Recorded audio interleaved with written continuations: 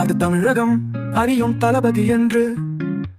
ஒரு கொடி இருக்கிறது, ஒரு பாதை இருக்கிறது, அது நீதிக்காக எழும் புதிய பாதை என்று. புதியதொரு காலம் பிறந்திருக்கிறது, முன்னேற இனி பயம் இல்லை. விஜயின் பாதையில் நாம் ஒன்று சேர்வோம், மக்கள் நான் தான் என்று உறக்க சொல்வோம். நன்மையின் சூரியன் உதித்து வருகிறது, அடிமை சங்கிலிகள் உடைந்து போகின்றன.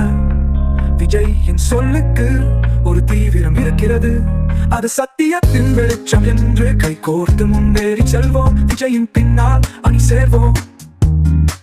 நீதிக்கும் சமத்துவத்துக்கும் வேண்டி புதியதொரு வரலாற்றை உருவாக்குவோம்.